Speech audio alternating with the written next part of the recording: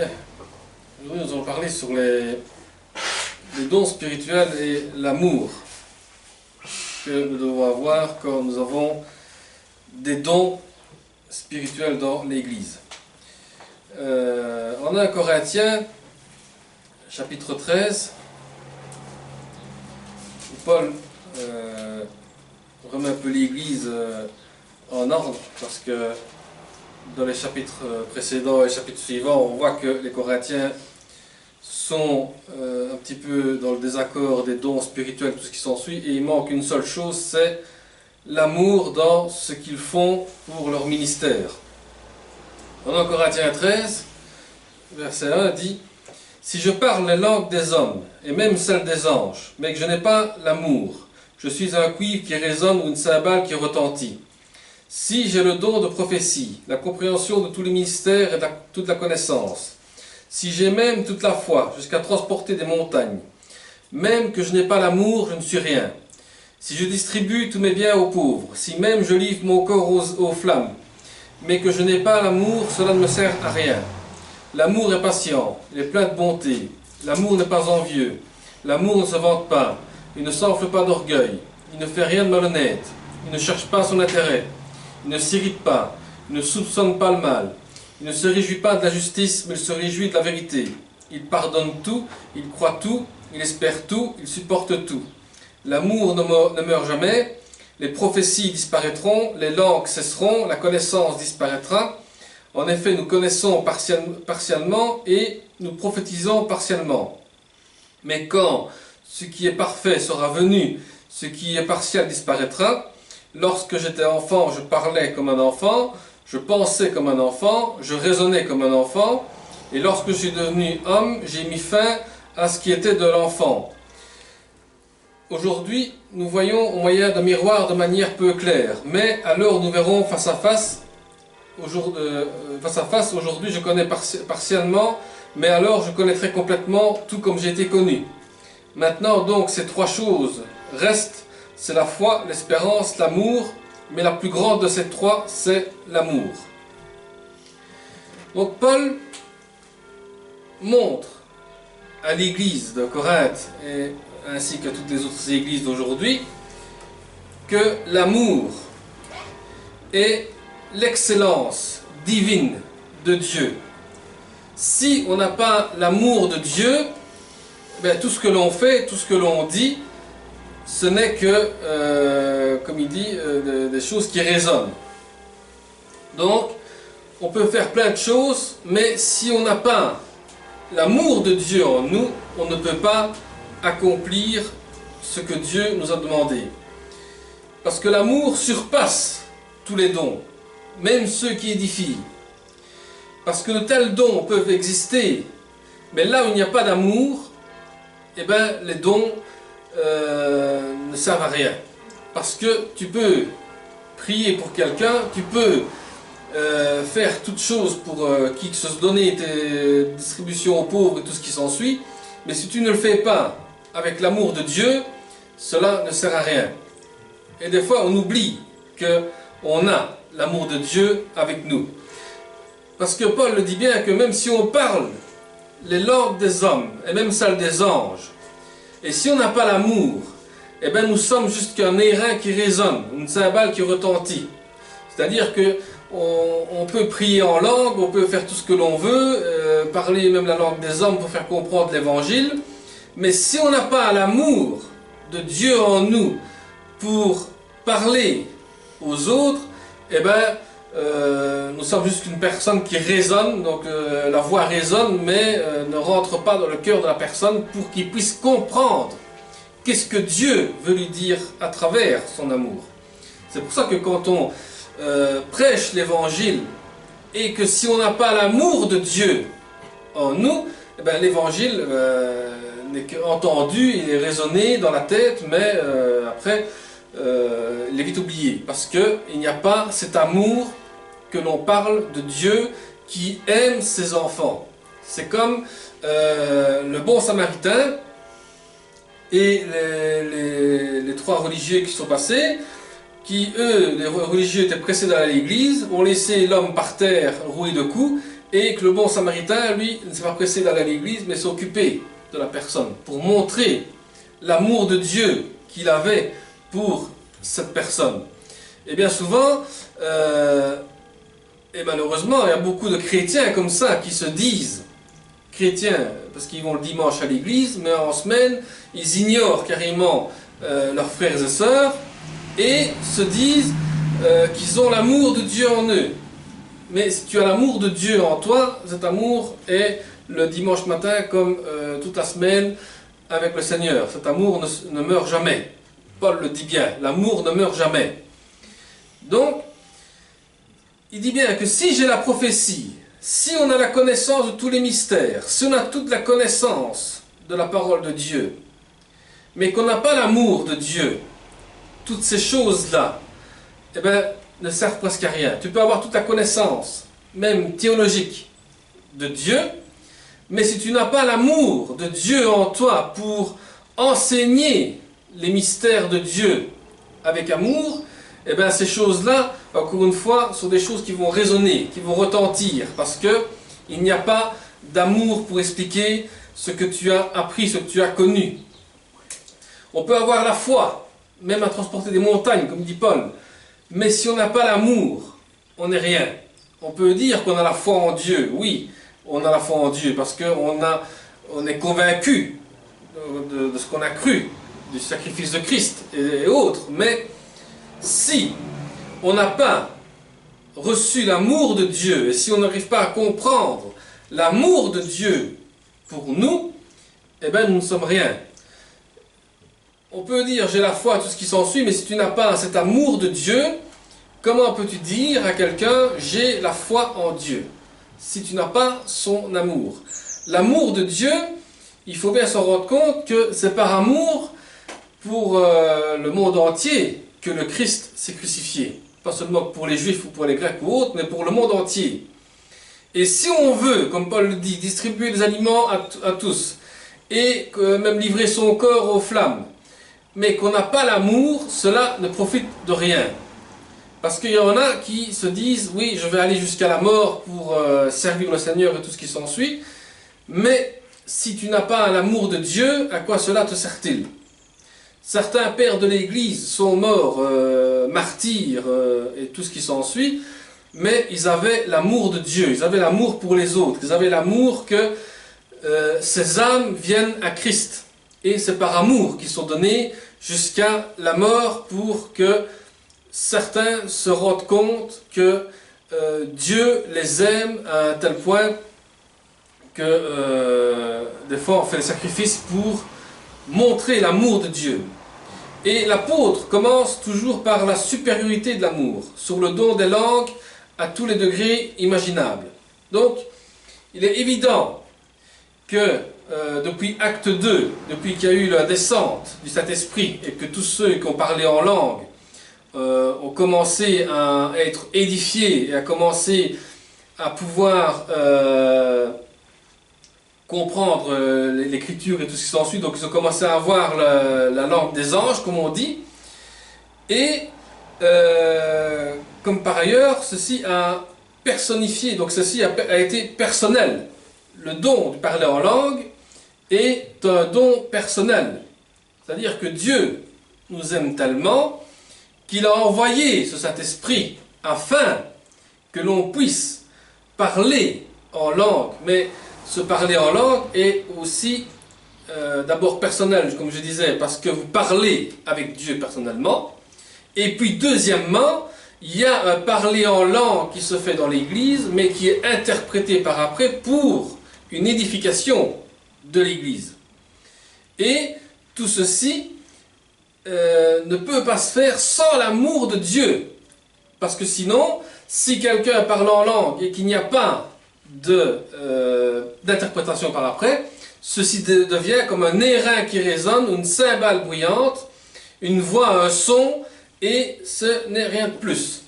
Parce que des fois, on entend des fois dans des églises où des gens qui parlent en langue et tout ce qui s'ensuit, crient et tout, et puis, eh ben, il n'y a pas d'interprétation, on ne sait rien, on ne sait pas ce qu'il a dit, on n'a rien compris de ce qui s'est passé. C'est un bruit qui a été résonné dans l'église et qui n'a rien de plus. Mais s'il y a une interprétation, c'est parce que Dieu a un message pour l'Église, comme Dieu a un message pour la personne qui écoute ce langage, ce parler en langue qui vient parce que c'est un don, une prophétie personnelle qui vient. Donc, Paul va encore plus loin aussi dans la possession du don de prophétie, avec une conscience intérieure, et non pas seulement une connaissance acquise. Parce que, bien souvent, on parle beaucoup du don de prophétie et tout ce qui s'ensuit, mais bien souvent, il y en a qui se disent prophètes parce qu'ils ont une connaissance de la personne, des problèmes qu'il a, et alors lui, dans sa tête, il se dit, mais le Seigneur m'a dit de te dire que voici, peut-être cela. Et est-ce que cela vient de Dieu ou pas? C'est la question qu'il faut se poser. Si maintenant la personne commence à te dire, écoute, la parole de Dieu nous dit de faire attention à ceci, à cela, parce que les prophéties ont été accomplies, là, on peut se rendre compte que Dieu nous parle à travers son amour. Et n'oublions jamais que Dieu a fait un appel à son Église aussi dans l'Apocalypse. N'oublie pas ton premier amour que tu as eu pour moi. Parce que bien souvent, l'Église oublie son premier amour qu'il a eu avec le Seigneur. Et oublie aussi tous les mystères et la connaissance qui a été révélée par amour pour nous. Et si nous avons la possession de toute la foi pour transporter les montagnes, si cela est dépourvu d'amour, la personne est laissée sans rien. C'est-à-dire que ce sont ces fameuses personnes qui vont dire « Oui, mais Seigneur, Seigneur, nous avons prophétisé en ton nom, nous avons prié en ton nom. » Mais quand Dieu dira « Je ne vous connais pas », c'est parce que ces personnes-là ont voulu voulu faire comprendre qu'ils ont fait quelque chose seulement de leur propre manière à eux. Et sans amour du Seigneur. Donc il est clair qu'on ne traite pas de la foi donnée divinement dans la personne du Christ, qui est inséparable de la vie éternelle et de l'amour. Donc la foi, c'est qu'on est convaincu que le Seigneur Jésus-Christ est mort pour nos péchés et a donné sa vie pour nous par amour. Et de deux, nous avons aussi cette vie éternelle qui nous est acquise, parce que nous avons reçu cet amour de Dieu. Donc il s'agit d'un don de la foi. Donc la puissance n'est pas seulement la grâce, parce que si quelqu'un distribuait tout ce qu'il possède en libéralité, il livrait son corps aux flammes du martyre, sans amour, cela ne profite de rien, quoique les autres puissent en récolter. Donc, l'amour est important dans notre vie chrétienne. N'oublions jamais que nous avons un Dieu d'amour et pas un Dieu de justice. Parce que beaucoup en font d'un Dieu de justice, même jusqu'à un Dieu d'argent. Mais c'est un Dieu d'amour, un Dieu qui aime tout le monde, qui aime le pécheur, mais qui haït le péché, comme on dit. Donc Dieu nous aime tellement qu'il veut nous donner la vie éternelle. Et quand on arrive ensuite, non pas à une définition de l'amour, mais à ses qualités dans l'amour, comme s'exerçant dans ce monde, et précisé par notre instruction, parce que nous sommes instruits par le Seigneur à comment aimer les gens de ce monde et comment les faire venir aussi vers le Seigneur. Parce que bien souvent, nous sommes instruits par la parole de Dieu, et si on ne met pas en pratique la parole de Dieu avec l'amour du Seigneur en nous, comment peut-on faire venir quelqu'un vers le Seigneur si on n'a pas l'amour de Dieu? Parce que si on dit, oui, tu sais que tu as péché, ben tu risques d'aller en enfer, ou Dieu va te juger au jugement dernier, tout ce qui s'ensuit, c'est pas comme ça qu'on va attirer les âmes vers le Seigneur. Il faut leur dire que Dieu est amour, que Dieu les aime, quoi qu'ils ont fait, quoi qu'il se passe dans leur vie, Dieu les aime et Dieu veut qu'ils soient sauvés. Donc, c'est ce que Christ ici-bas a fait. Il était actif, aussi bien que souffrant, dans un amour au-dessus du mal. Le Christ qui a souffert pour le monde, qui a souffert en voyant des gens qui ne s'attachaient pas à Dieu, a fait de tout pour montrer avec l'amour qu'il avait pour faire revenir les gens vers lui, vers le Seigneur, vers Dieu. Combien le Christ a-t-il usé d'amour envers les apôtres, première place, et puis ensuite envers les gens qui venaient vers lui. L'amour est plein de bonté. L'amour n'est pas envieux. L'amour ne se vante pas. L'amour ne s'enfle pas. Il n'agit pas avec inconvenance. Il ne cherche pas son propre intérêt. Il n'est pas facilement provoqué. Il ne compte pas le mal. Il ne se réjouit pas de la justice, mais se réjouit avec la vérité. Il supporte tout, croit tout, espère tout et endure tout. Donc l'amour se réjouit dans la vérité. Plus nous vivons dans la vérité, plus nous allons nous réjouir de la vérité. Parce que nous voyons à combien Dieu est amour et combien Dieu nous donne cette vérité. Donc, l'amour ici ne s'enfle pas. Donc, si on a de l'amour pour quelqu'un d'autre, on ne doit pas avoir de l'orgueil en disant « Regarde à combien j'aime mon frère, à combien j'aime ma sœur ». On ne doit pas s'enorgueillir de ça. On ne doit pas non plus chercher son propre intérêt. On ne doit pas non plus provoquer les autres qui n'ont pas l'amour. Donc, parce que l'amour ne compte pas le mal et ne se réjouit pas non plus de la justice. Mais l'amour, ce qui est important dans l'amour, c'est qu'elle supporte tout, qu'elle croit tout, qu'elle espère tout et endure tout. Le Christ a tout supporté, toutes nos souffrances, toutes nos insultes, toutes nos injures, toutes nos choses qu'on avait contre lui. Et pourtant le Christ a cru aussi en nous tous qu'un jour nous allons revenir vers lui. Le Christ nous a fait espérer en lui. Et le Christ nous a fait qu'on puisse endurer aussi toutes choses que l'on a pour l'instant, qu'on puisse endurer dans son amour. Parce que nous savons que tout ce que nous subissons, tout ce que nous avons, nous savons que le Christ est à côté de nous et qui marche à côté de nous pour que nous puissions se rendre compte que son amour est immense. L'amour est patient. La patience, au milieu de l'épreuve, est le premier attribut de l'amour qui soit mentionné. Ce qui montre en effet une bonté positive au lieu d'abriter une pensée de vengeance. Beaucoup au monde d'aujourd'hui manquent de patience lors des épreuves. Et l'amour que Dieu nous donne, nous donne de la patience. De la patience dans nos épreuves qu'on subit. Et nous bouge la pensée de vengeance. Parce que des fois, on est plus pensée de vengeance que de pensée positive en disant si on laisse faire les choses, on verra bien comment est-ce que ça va s'arranger. Mais des fois, on a envie de se venger. Des fois, c'est plus fort que nous. Parce que nous sommes en manque d'amour. Et quand il y a un manque d'amour, directement, il y a la vengeance qui prend le dessus.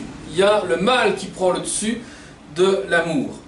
Et quand on a l'amour qui est accompagné avec nous, on voit les choses plus positives. Et on bouge carrément cette pensée de vengeance.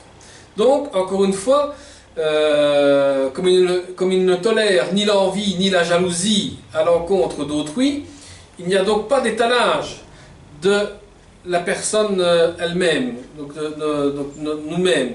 C'est-à-dire qu'on n'a pas d'arrogance et pourtant de là, on a le comportement grossier, incompatible avec l'amour, et celui-ci étant marqué par le désintéressement, à la lenteur, à la colère, à la tendance à oublier les torts qui ont été faits.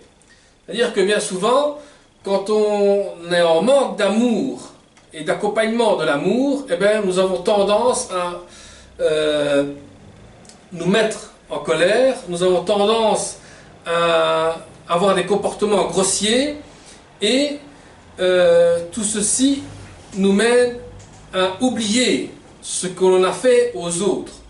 Parce que bien souvent, que quand on retrouve l'amour de Dieu en nous, et que Dieu nous rappelle à combien l'amour est important d'aimer son prochain comme soi-même, eh bien des fois on oublie les torts que l'on fait aux autres. Des fois on oublie les torts que l'on fait à quelqu'un d'autre parce que des fois il ne veut pas nous parler, des fois il ne veut pas nous expliquer quoi que ce soit parce qu'il y a eu des torts qui ont été faits et que les autres oublient et que certains n'oublient pas. Et le problème est là, c'est que quand il n'y a plus d'amour quelque part, eh bien les gens s'attaquent, s'agressent, deviennent méchants les uns envers les autres et quand l'amour revient, des fois il y en a qui oublient les torts qu'ils ont faits et oublient de se confesser au Seigneur et de demander pardon à l'autre personne. L'amour demande qu'on pardonne les uns les autres. L'amour ne pense pas au mal. Elle n'exprime guère, elle ne compte pas non plus le mal, elle ne compte pas non plus le mal. Mais il s'agit plutôt de ne pas avoir le mal à l'esprit et sur la langue. Parce que bien souvent, on a toujours dans notre esprit le mal à attribuer à l'autre. Et des fois, quand on a le mal dans l'esprit, eh bien ce mal descend directement sur la langue. Et ensuite, eh bien, on dit des choses qui font mal à l'autre, et puis on s'étonne que l'autre manque d'amour envers son frère ou sa sœur, et c'est là qu'on se rend compte que tout se passe à travers notre esprit. Donc, si on fait attention et qu'on cherche l'amour de Dieu, notre esprit nous mettra quelque chose de positif. Et notre langue dira alors quelque chose de plus positif aussi. Mais aucun mal. Donc, conviendrait à la phrase, s'il n'y avait pas l'article ici, donc effectivement réaliser qu'il s'envenimait. Donc, on peut envenimer les choses avec le mal, s'il n'y a pas d'amour. Parce que l'amour est toujours au-dessus du mal, toujours libre et toujours sain. Mais bien souvent, on oublie de prendre l'amour avec nous pour parler à quelqu'un. On aime plutôt prendre le mal et agir le mal par le mal, comme on dit. Et on oublie d'agir le mal par amour. Utiliser l'amour pour vaincre le mal. Parce que l'amour est libre et l'amour est saint. Parce que l'amour vient de Dieu. C'est pour ça que Paul dit, c'est pourquoi l'amour ne se réjouit pas de l'injustice. Nous ne devons pas chercher l'injustice, comme le fait la méchanceté. Parce que des fois, on est trop heureux de cacher son propre mal par celui des autres. Et bien souvent, quand on fait du mal à l'autre, on cache notre méchanceté intérieurement. Des fois, il y en a qui cachent leur méchanceté derrière l'amour. Mais à un moment donné, on voit les compassions d'amour qui sont avec la vérité et qui est personnifiée ici comme ailleurs. Donc, si quelqu'un dit qu'il a l'amour de Dieu et qui ne dit pas la vérité, il n'a pas le vrai amour de Dieu. Mais celui qui a l'amour de Dieu et qui dit les vérités avec l'amour de Dieu, eh bien directement, il a cet amour de Dieu avec lui. C'est pour ça qu'il faut faire attention à ceux qui vous disent « Oui, moi j'ai l'amour de Dieu », mais est-ce qu'il dit la vérité dans l'amour de Dieu ou est-ce qu'il peut vous manipuler avec aussi la parole de Dieu? Donc, on dit que l'amour supporte tout, supporte toutes les vexations. Elle croit que tout le bien est possible. Elle espère en tout, en dépit du mal suffisamment manifesté à l'heure actuelle aussi, parce qu'on endure les persécutions, les afflictions, sachant que nous sommes destinés à cela aussi. Et Dieu, étant venu en Christ, élève le cœur au-dessus de la puissance déprimante du mal ou même de la suspicion. C'est une chose étrange que nous voyons aussi. Parce que on dit que l'amour cherche seulement son propre avantage. Mais l'amour ne cherche pas son propre avantage. Elle cherche des gens qui ne connaissent pas Dieu. Parce que bien souvent, nous avons un caractère égoïste et non pas de l'amour. Et comme Clément d'Alexandrie avait cité une leçon ici, que il disait « On voit la folie d'attribuer à de tels hommes le moindre degré d'autorité. » C'est-à-dire qu'à un moment donné, l'homme se dit connaître Dieu et en fait une autorité.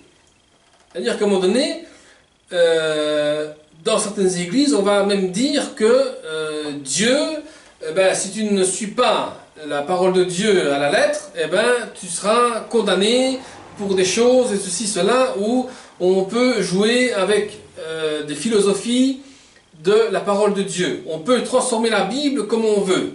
Il y en a même qui, j'ai entendu ça dernièrement, il y avait un pasteur, un membre de son église qui demande « Pasteur, tu peux prier pour moi ?» Et lui, il demande « Donne-moi $50 et je prierai pour toi. » L'autre a donné $50 et le pasteur a prié pour lui. Donc pour vous dire que on est arrivé à un point où les gens se laissent séduire par des fausses doctrines et ne se rendent plus compte de l'amour de Dieu. Parce que quand on demande pour prier pour quelqu'un, on le fait avec amour, parce qu'on sait que Dieu l'aime tellement que Dieu va agir pour cette personne. Et on prie pour cette personne pour que Dieu puisse agir à travers son amour. Donc il est insisté ensuite sur la perpétuité de l'amour. Donc en contraste avec les moyens passagers de témoignage de bénédiction actuelle. L'amour est éternel. L'amour ne meurt jamais. Or, il y avait des prophéties et elles ont eu fin. Il y a eu des langues et elles ont cessé. Il y a eu de la connaissance et ça a pris fin aussi.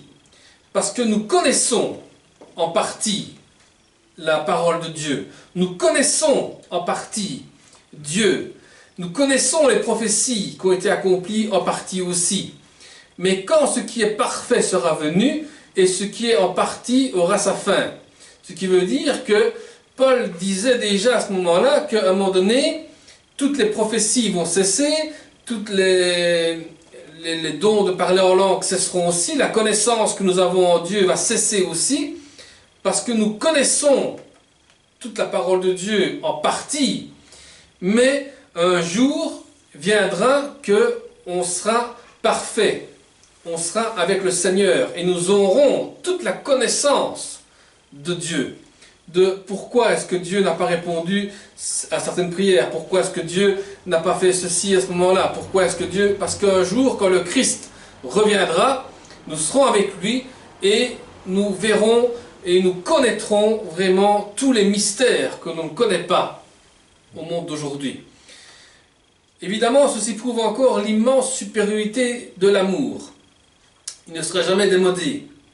L'amour n'est pas démodé. L'amour de Dieu n'a pas changé, il est toujours le même.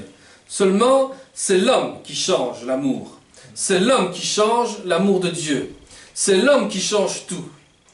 Parce qu'on change tout à travers des prophéties, à travers des connaissances, à travers les langues. Et cet amour de Dieu demeure à travers tout ça. À travers les prophéties, à travers les connaissances, à travers les parler en langue, à travers toutes ces choses-là. L'amour de Dieu transperce tout ça. Elles sont adaptées à l'état de notre temps. Elles ne sont qu'en partie. Et ne cadrent pas avec la perfection à aucun mal, où aucun mal n'existe et où l'amour s'exerce en plénitude. L'amour est totalement en harmonie avec la condition de la gloire, tandis que les opérations secondaires et partielles prennent fin aussi naturellement qu'elles sont arrivées. L'amour ne s'arrêtera jamais. Elle est totalement en harmonie avec nous autres.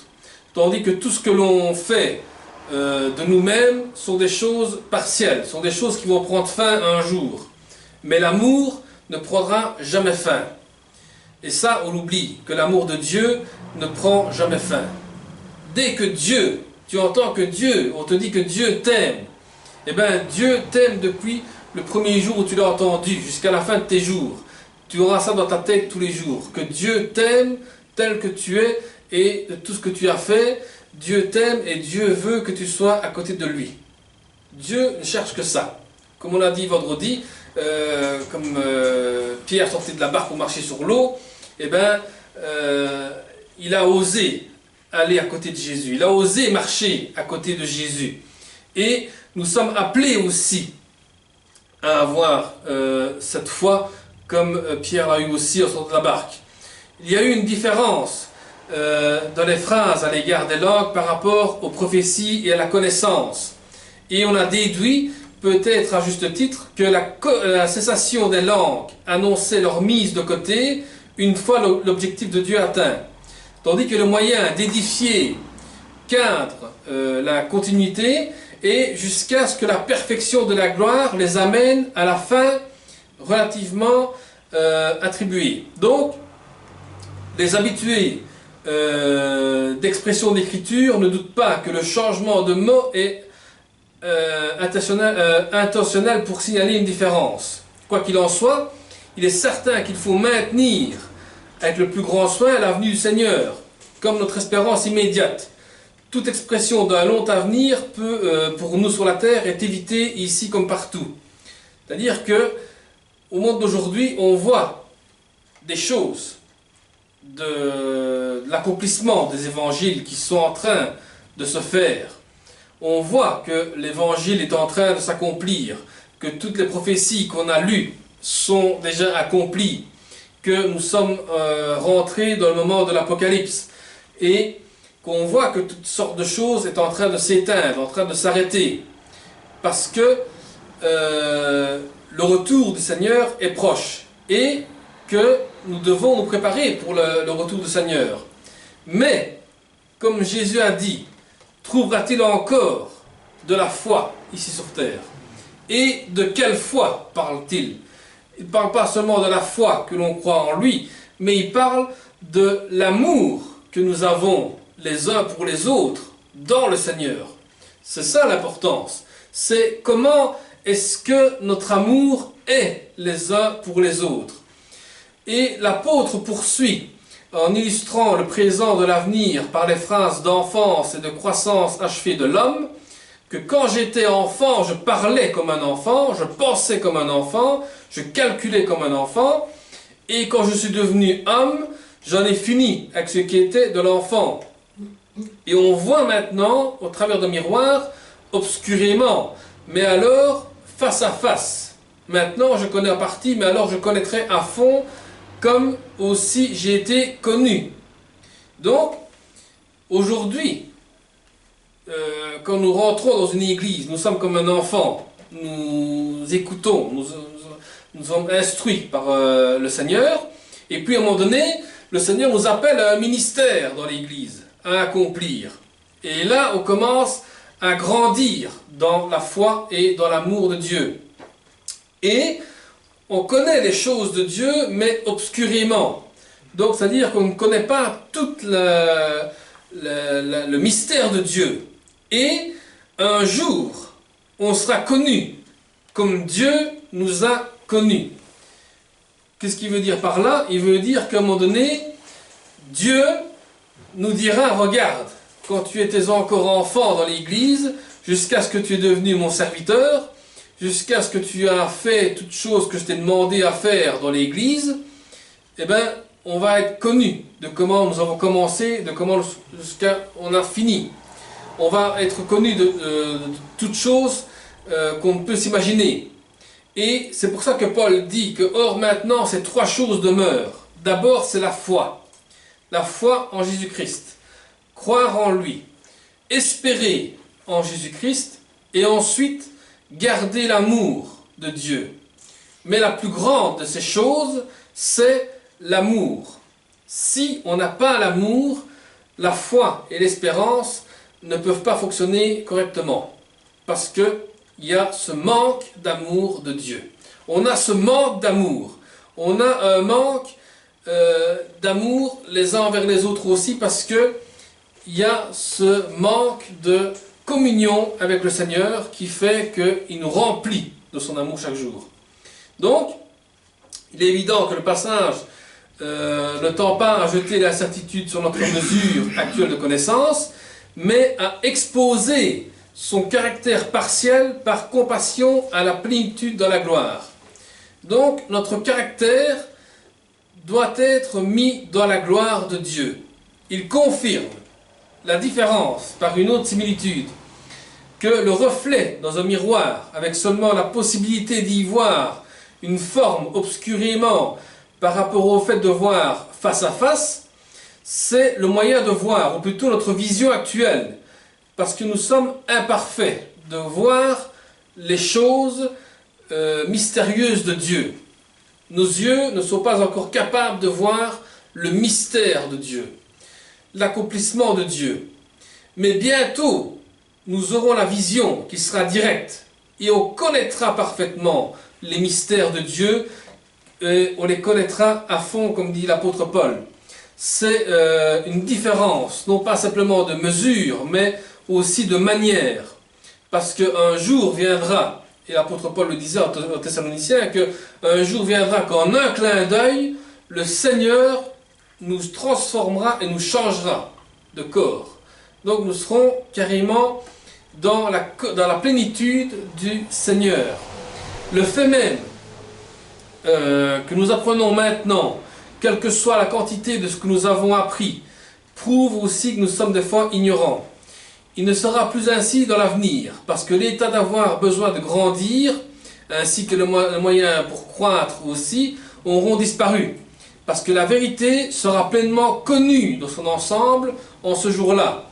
Et nous n'apprendrons pas non plus par morceaux, mais nous connaîtrons tout en un instant. Parce que Dieu, je dis toujours, Dieu nous aime tellement qu'il veut qu'on connaisse le mystère qu'il a pour nous. Dieu nous aime tellement qu'il veut qu'on soit toujours en communion avec lui.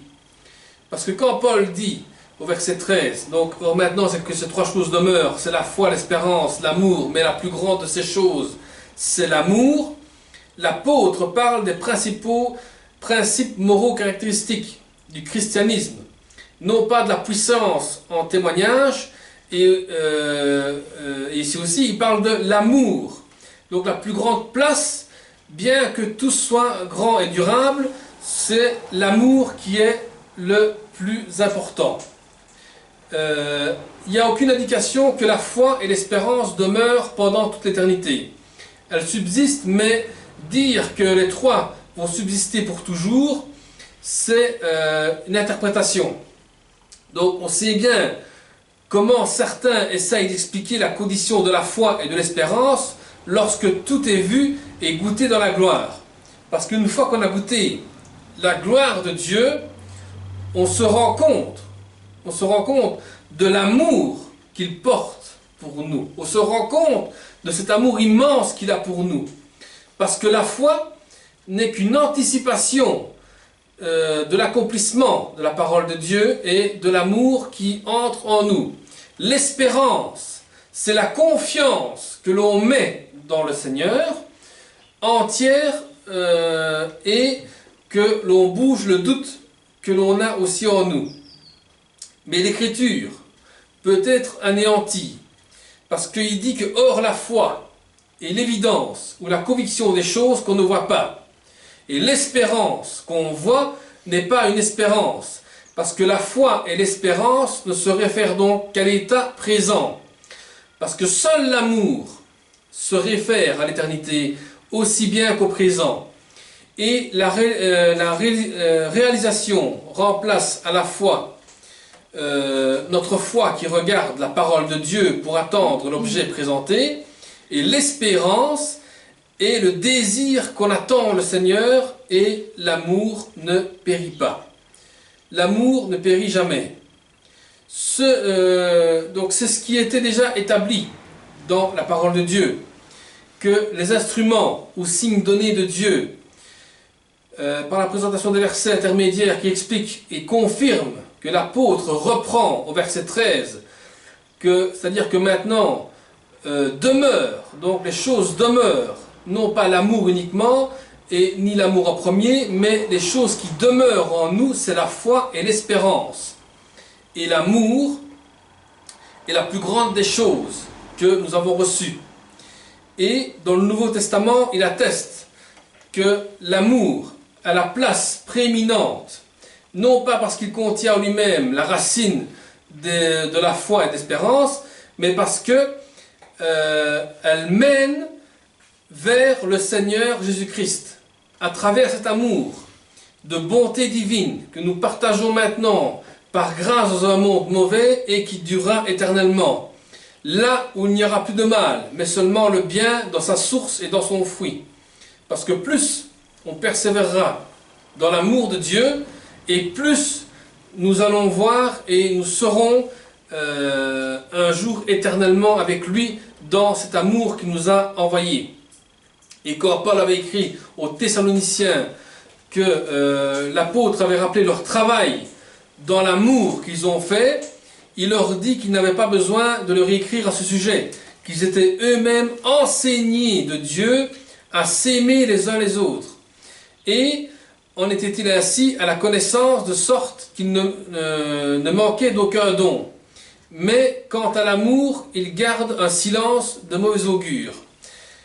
Était-ce l'amour que former des partis rivaux, de vanter avec ardeur les serviteurs pour en faire des chefs, de soupirer avec la sagesse du monde, de faire peu de cas d'impureté, de porter leurs différends devant des tribunaux, d'affaiblir les liens familiaux, de chercher du soulagement dans le changement de circonstances?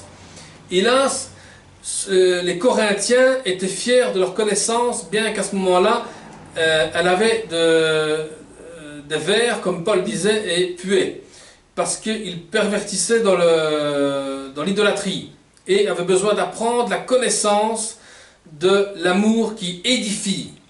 Parce que les Corinthiens, quand on lit le premier chapitre jusqu'au dernier, on voit que les Corinthiens avaient de l'idolâtrie, avaient des querelles entre eux, voulaient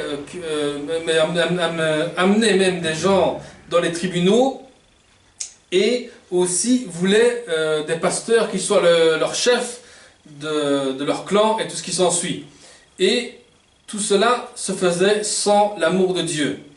Et Paul leur disait bien qu'ils avaient qu'une connaissance seulement, mais ils n'avaient pas l'amour de Dieu. Parce qu'ils persévéraient à conserver l'idolâtrie, avaient besoin d'apprendre la connaissance qui les a fait d'orgueil, et avaient oublié que l'amour édifie. Et d'apprendre que la connaissance ne délivre aucunement de l'égoïsme et de l'indulgence pour soi-même. Tandis que l'amour, lui, fortifie le croyant dans le service de Christ et libère aussi toute personne qui vient à lui. Mais aussi, nous devenons aussi des serviteurs du Seigneur à travers son amour.